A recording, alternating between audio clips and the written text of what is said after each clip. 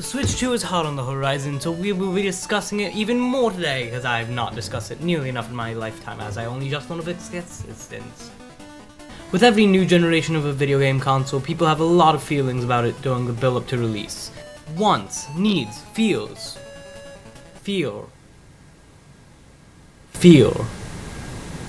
And of course, in today's discussion, hopes. Nintendo has made a lot of decisions that have caused a lot of discourse surrounding the Switch 2 already.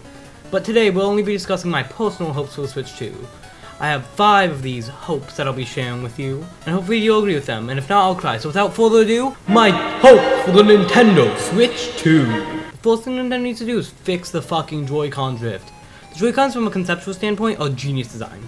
Genuinely incredible. Being able to switch seamlessly from console to a single controller to multiple controllers is insane. It's a level of ingenuity I would never expected. It's probably the most variable controller ever made with the most large array of uses. Except for the fact that they're dog shit. These things break constantly. I've had 6 Joy-Cons. My red and blue ones drifted to hell and back. Just don't even work anymore. For those who don't know, which if you're watching this is none of you, drifting is when over time the Joy-Cons just degrade in quality, and so the buttons don't work as well. Some of the buttons just don't work in general, and the sticks, this is the main thing, move without you wanting to move them. And so like this one just makes it so the character is always going like up left, and it's like, why the fuck are you going up left? And this one just like does not work. I'm pretty sure most of these buttons don't work anymore. I only own these to prove this point.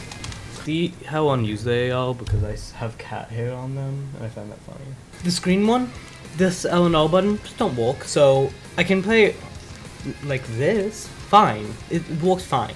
But if I ever want to use it as a single Joy-Con, it doesn't work. And this has really fucked up Mario Party, because its partner, Joy-Con, cannot hold a charge.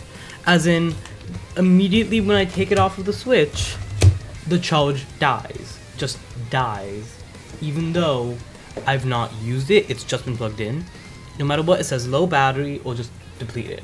I've owned these for less than a year, and they work, so they work. I've already started noticing a little bit of delay in them. It's like, Nintendo, fix these fucking Joy-Cons. Like, how is this still an issue 7 years later? Imagine if any other fucking product did this. It wouldn't be unacceptable. Imagine you bought a bag of Cheetos, and a month after you bought them, took a bite of them, and you walked off a cliff and died because of them.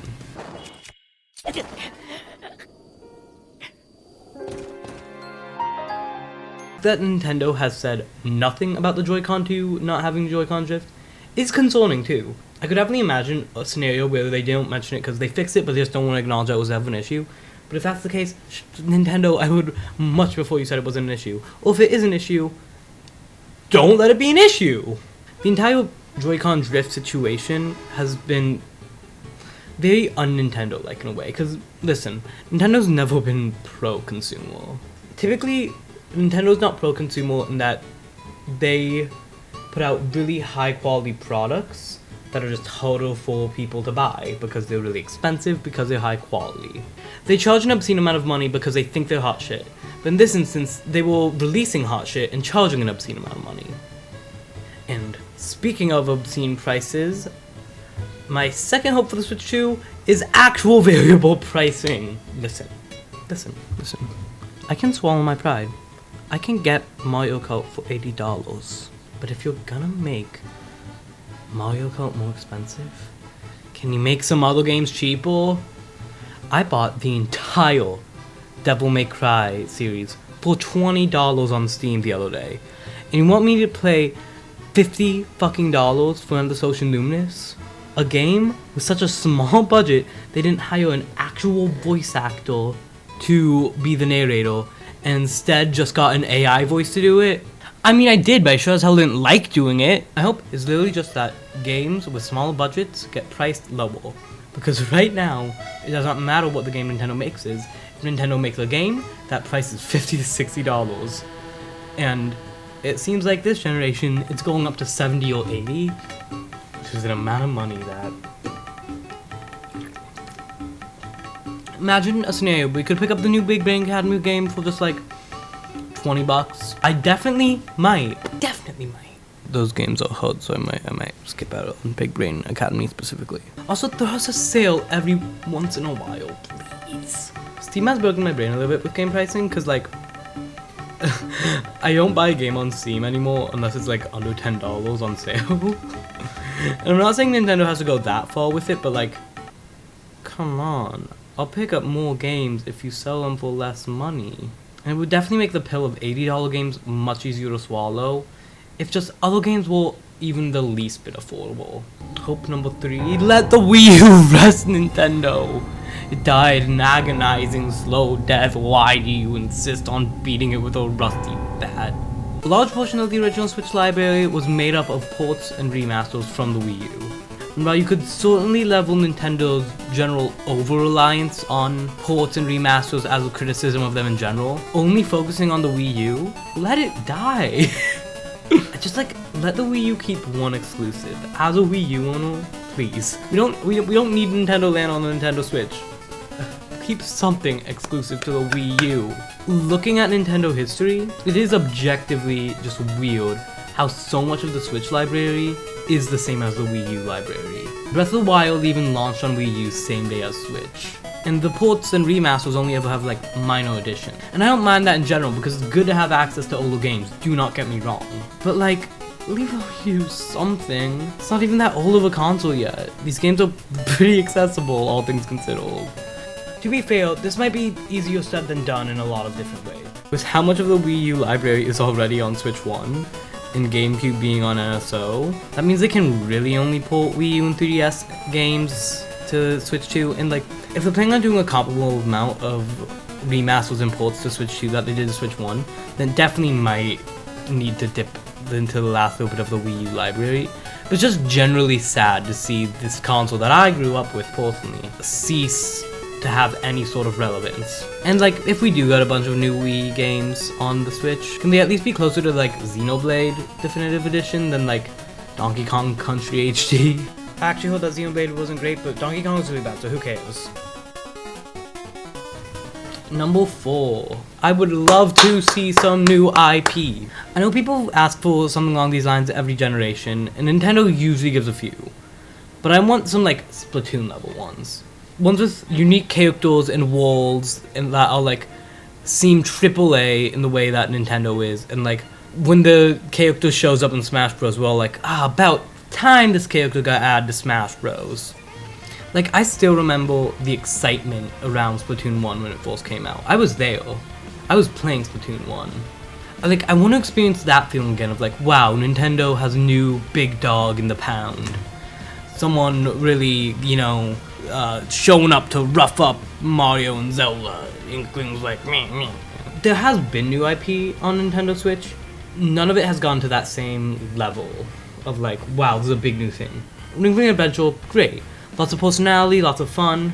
But because it's a fitness game rather than just like a standard video game, it's easy to forget that it would even count as a new IP or a new franchise for Nintendo. Because like, as much as it's good to point out and be like, see, Nintendo doing new things can work, it is like, I think most people would prefer a less gimmicky game, or at least most fans of Nintendo watching this video would prefer a less gimmicky game.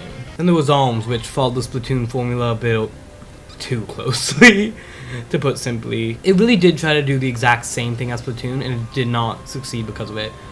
They tried to do a similar thing where it's like, this world is so different, they have a whole society built around this having long arms gimmick. It even kind of took the cue of like, well, a lot of people said that Splatoon was Nintendo's answer to a lot of third-person, first-person shooter games. ARMS was meant to be Nintendo's answer to fighting games, ignoring the fact that they already have Smash Bros. And they kind of had lore throughout the game, hinting at the past, but like, the thing with ARMS is that it sticks so closely to its formula that it did not feel genuine in the same way it did with Splatoon. It felt very much like Nintendo looked at Splatoon and said, let's do that again. Seems like they almost like focus tested it a lot, or maybe a bit too much, where it's now kind of like, it doesn't feel as genuine as an attempt at like someone's creative vision as Splatoon or any of Nintendo's other games do. Now, I don't know if that's the case, but either way, I'll just say, Nintendo, if that is the case, don't do that. Go to literally like any one of your employees and be like, hey, what game do you want to make? You'll get a more creative, unique, successful game.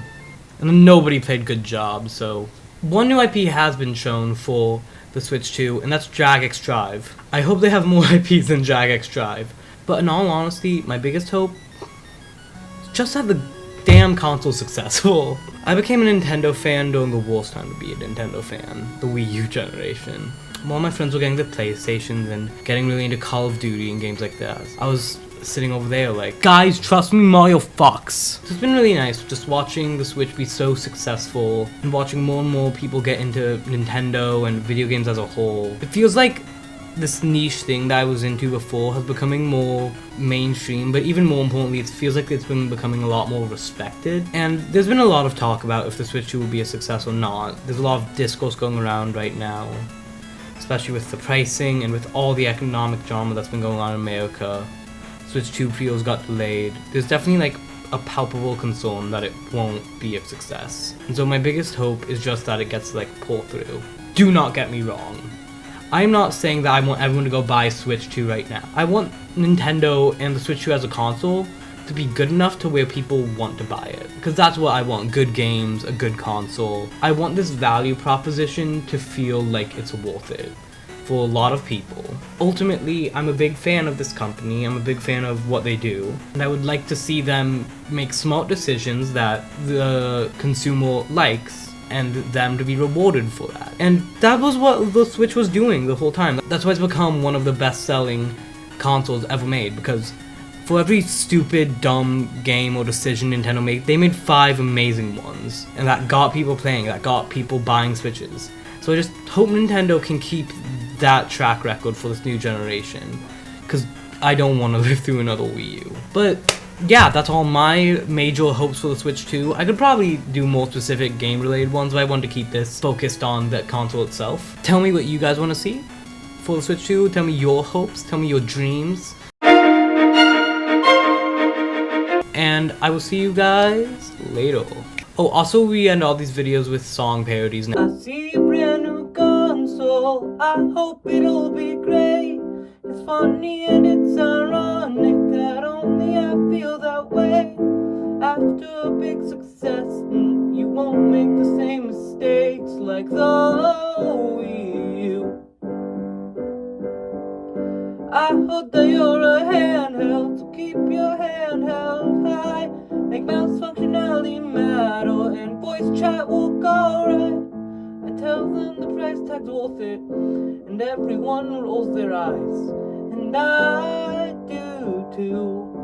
I'm asking Switch 2, please, please, please, just sell alright. And please, please, please, just pass the projected sales baseline. GameCube is one thing, the Wii U's another. I beg you, don't embarrass me now, Nintendo. Oh, please, please, please. If you wanna go and be stupid, at least make the games cheap.